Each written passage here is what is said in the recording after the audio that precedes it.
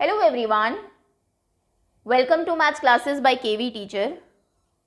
Students, in this video we are going to start second chapter of class 9th maths which is polynomials. Polynomials जो है ये algebra का part है. आप जानते हैं जैसे SST में आपके डिफरेंट ब्रांचेस हैं, हिस्ट्री, ज्योग्राफी, सिविक्स, इकोनॉमिक्स, ऐसे ही मैथ्स में भी अरिथमेटिक होता है जिसमें आपकी वर्ड प्रॉब्लम्स होती है, प्लस माइनस नंबर्स को आप करते हैं, ज्योमेट्री होती है जहाँ पर कुछ शेप्स होती है, कंस्ट्रक्शन है आपकी, ऐसे ही एल्जेब्रा भी है जो कि वेरिएबल्स में डील करता है. वेरिएबल्स वो आपके कुछ अल्फ़ाबेट्स हैं जो इंग्लिश से आए हैं मैथ्स में और अननोन क्वांटिटीज़ को रिप्रेजेंट करते हैं. सो फर्स्ट एक्सरसाइज जो है आपके इस चैप्टर की, इसमें आपको पॉलिनोमियल क्या है वो पता होना चाहिए, डिग्री, कोफिशिएंट्स, काफ़ी सारे आपके जो कॉन्सेप्ट्स हैं वो कवर हुए हैं. पहले आपको ब्रीफली इंट्रोड्यूस करा देते हैं एक्सरसाइज से, उसके बाद हम लोग 2.1 स्टार्ट करेंगे.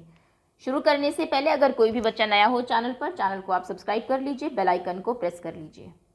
Okay, let's begin. सबसे पहले कि पॉलिनोमियल्स होते क्या है. एल्जेब्रा में आप जानते हैं कुछ आपके कांस्टेंट्स होते हैं. कांस्टेंट मतलब मैथ्स के नंबर जिनकी वैल्यूज़ हमेशा कांस्टेंट रहती है. 5, -7, 3/2, 0.5, √7, कोई भी रियल नंबर, चाहे वो रैशनल है चाहे इरैशनल है, ये हमारे कांस्टेंट है. जैसे कि 5 की वैल्यू हमेशा 5 ही रहेगी. कुछ आपके वेरिएबल्स होते हैं. वेरिएबल्स वो अल्फ़ाबेट्स हैं जो कि इंग्लिश से मैथ्स में आए हैं. For example x, y, a, b, c, p, q, कुछ भी. आप जानते हैं x की वैल्यू कभी कोई फिक्स नहीं होती, क्वेश्चन के अकॉर्डिंग चेंज होती है. इतने सारी इक्वेशंस आपने सॉल्व किए, कभी x 2/3 आता है, कभी 5 आता है. तो क्योंकि इनकी वैल्यू वैरी करती है, चेंज होती रहती है, दैट इज़ वाई इनको वेरिएबल्स बोलते हैं.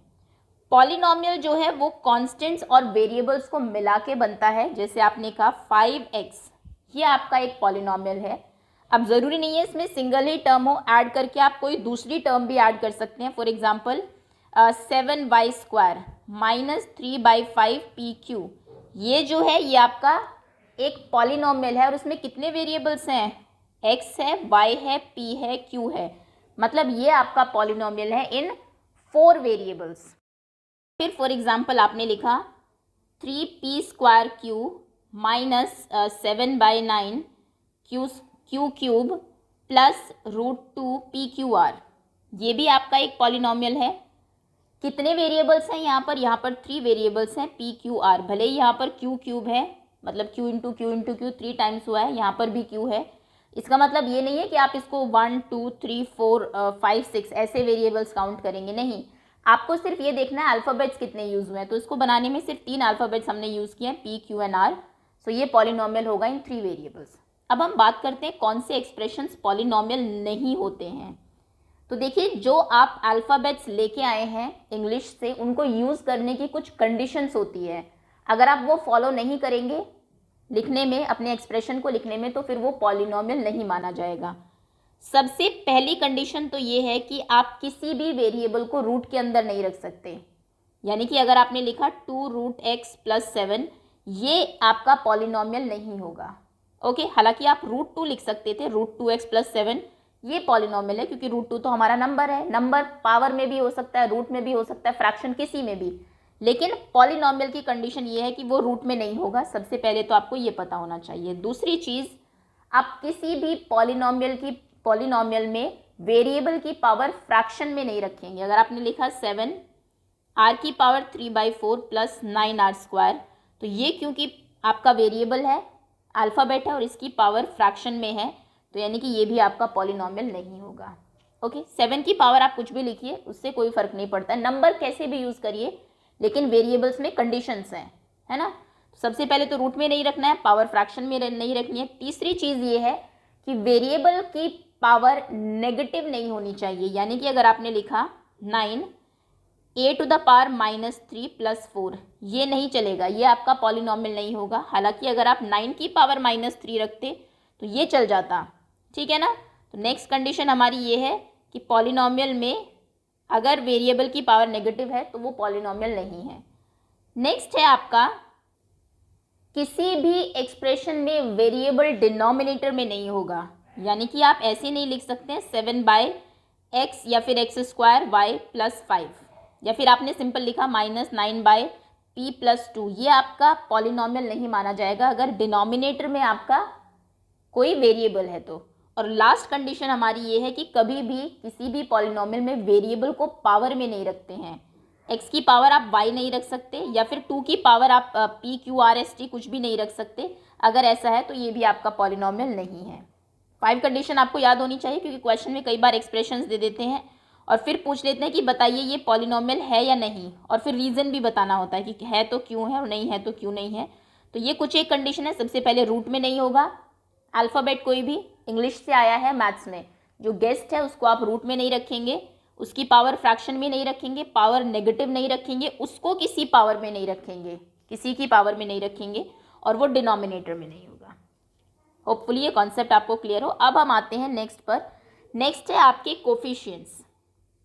कोई भी अल्फ़ाबेट मैथ्स में तभी आ सकता है जब उसको कोई को मिले। जैसे आप गेम खेलते हैं ना, उसमें को होता है आपका पार्टनर। फॉर एग्जाम्पल आपने लिखा 7x²। x² यहाँ इसलिए क्योंकि इसका को है 7। को यानी कि कोफिशिएंट वो नंबर होता है जिससे आपका वेरिएबल मल्टीप्लाई हो रहा हो। तो यहाँ पर कोफिशिएंट ऑफ x² इज 7। अगर मैं सिर्फ ऐसे लिखती हूँ, फॉर एग्जाम्पल मैंने लिखा 7x³ - 4x² + x + 2।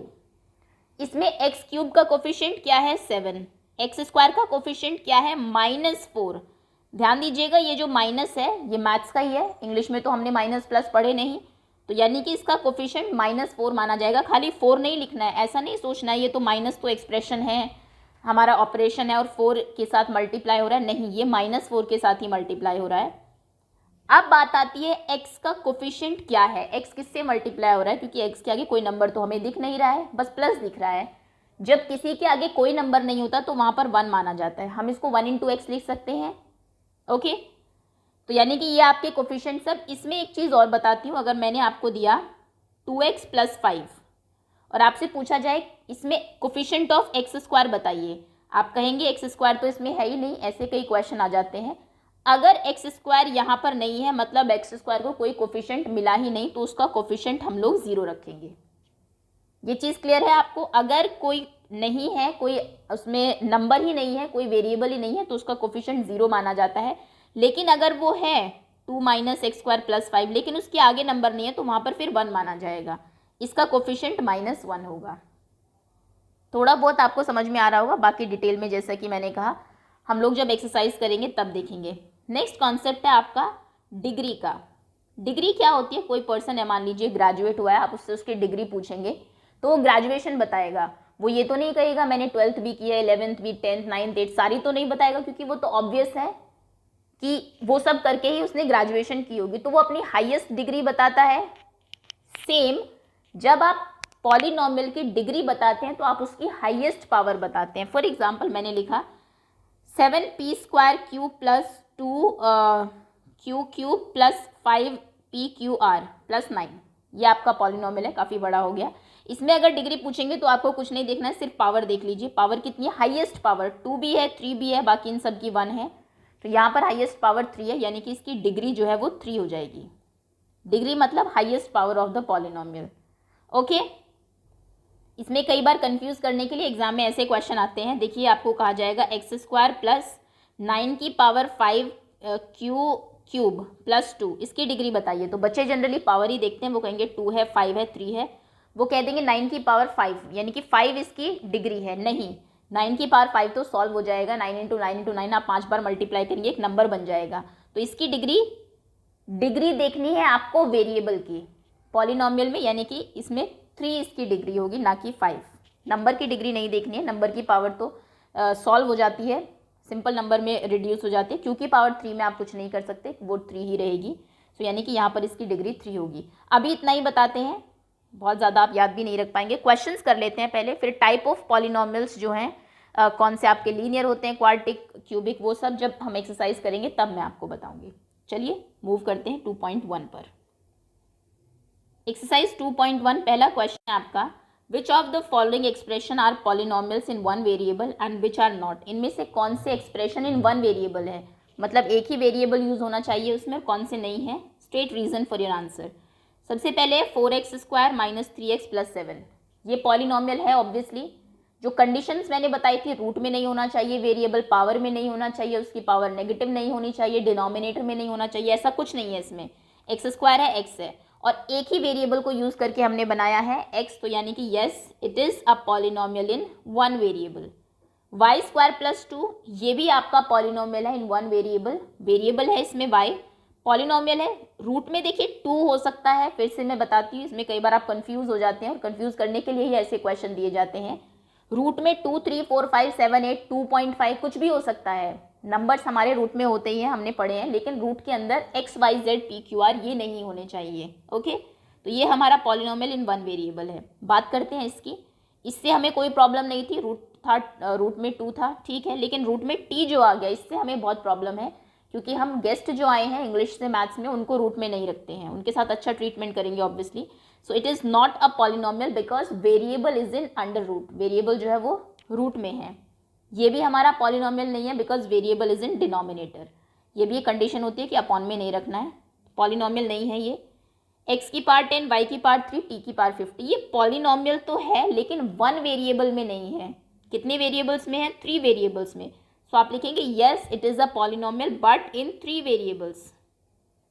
3 वेरिएबल है, क्वेश्चन में कहा था 1 वेरिएबल में है या नहीं, 1 में नहीं है, 3 में है, क्योंकि यहाँ पर एक्स भी है, वाई भी है, टी भी है। होपफुली ये कॉन्सेप्ट आपको समझ में आ गया। और हम बात करते हैं कोफिशिएंट्स की।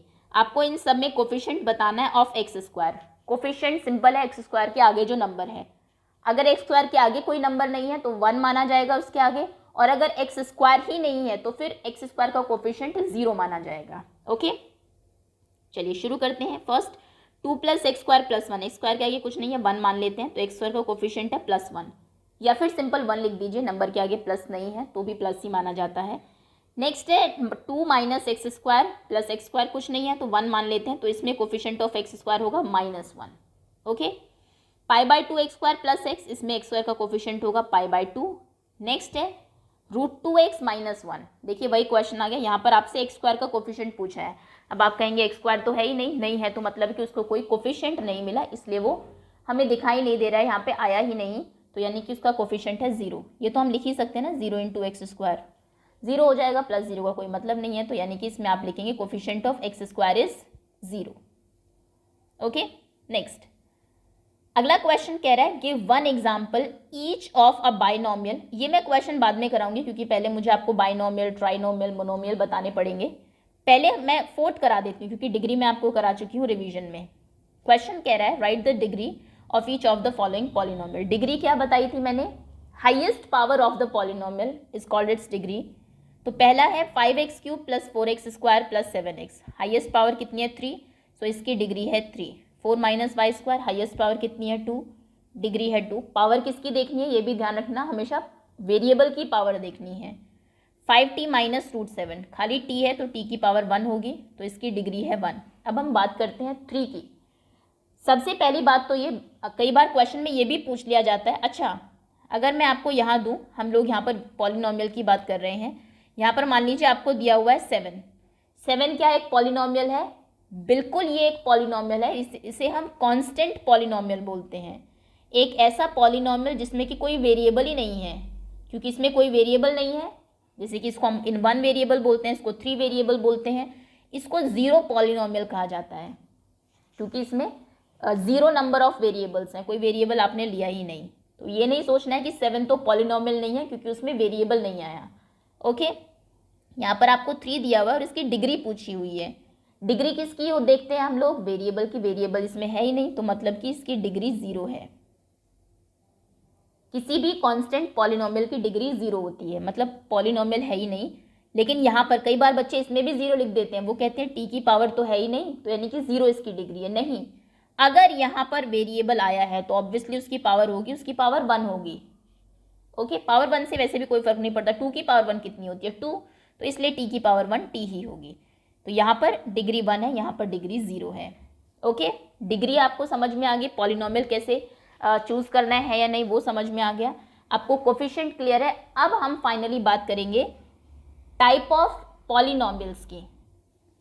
टाइप ऑफ पॉलिनोमियल्स की जब हम बात करते हैं तो 2 तरीके से हम पॉलिनोमियल को डिवाइड करते हैं। एक तो है on the basis of terms, on the basis of number of terms की, नंबर ऑफ टर्म्स कितनी है उसमें, 1 है, 2 है, 3 है, 4 है और एक है on the basis of degree. Degree वाला पहले बता देती हूँ क्योंकि डिग्री आपने की भी है अभी, on the basis of degree. Degree के बेसिस पर जो आपके पॉलिनोमियल्स होते हैं वो होते हैं, सबसे पहले अगर हाईएस्ट डिग्री 1 है तो उसको हम बोलते हैं लीनियर, डिग्री 2 है तो उसे हम बोलते हैं क्वाड्रेटिक, क्वाड्रेटिक 3 है तो उसे हम बोलते हैं क्यूबिक, और उससे ज़्यादा अगर है, वैसे 4 वाले का भी नाम है बाई क्वाड्रेटिक लेकिन वो नहीं है अभी आपके 9th क्लास में, आपको सिर्फ 3 पता होने चाहिए। मतलब अगर डिग्री 1 है, फॉर एग्जाम्पल मैंने कितना भी बड़ा पॉलिनोमियल लिखा 7x + 4y + 2yz, इसमें डिग्री देखिए 1 ही है, सभी की हाईएस्ट पावर 1 है, मतलब इसको लीनियर कहा जाएगा। और अगर यहाँ पे एक की डिग्री 2 हो गई, इसको क्वाड्रेटिक कहा जाएगा क्योंकि इसमें हाईएस्ट पावर 2 है।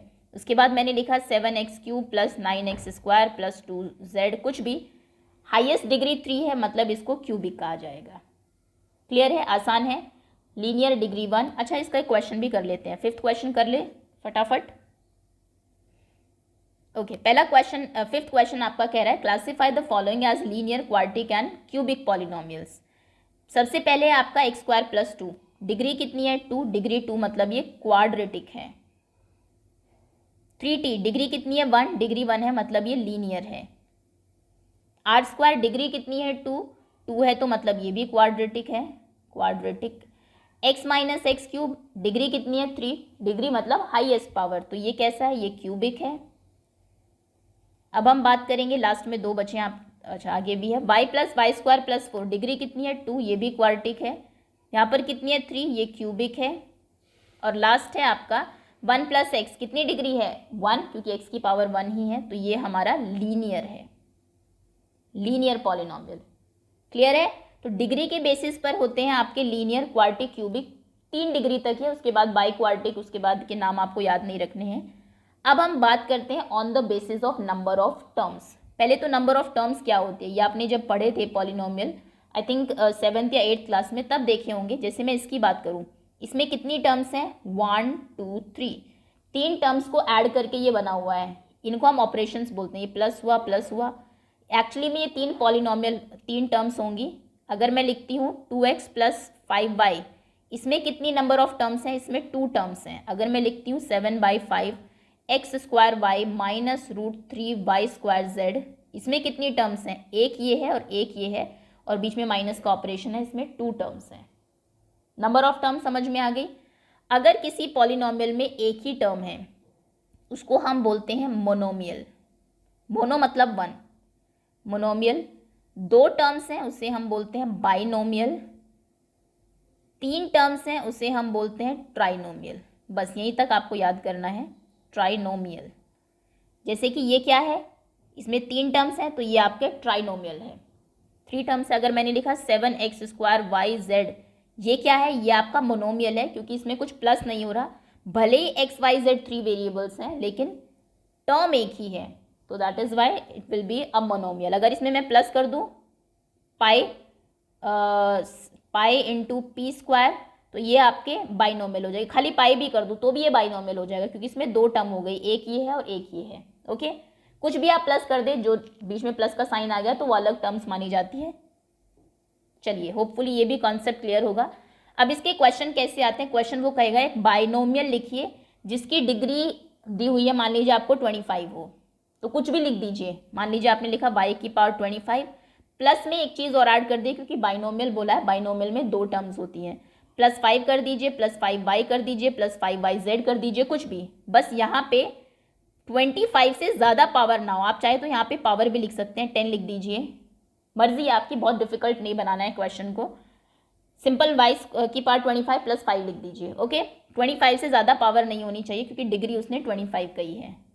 अब सीधा क्वेश्चन पर आ जाते हैं, एक क्वेश्चन हमारा बचा था इसमें, 3rd क्वेश्चन कह रहा है give 1 example of each of a binomial of degree 35। Binomial लिखिए जिसकी डिग्री 35 हो, तो ये लीजिए x की पावर 35, y लिख देते हैं, कुछ भी लिखिए, प्लस, क्या लिखिए प्लस में 5, ये आपका बाइनोमियल है क्योंकि 2 टर्म्स हैं और डिग्री भी इसकी 35 है क्योंकि हाईएस्ट पावर 35 है, सिंपल।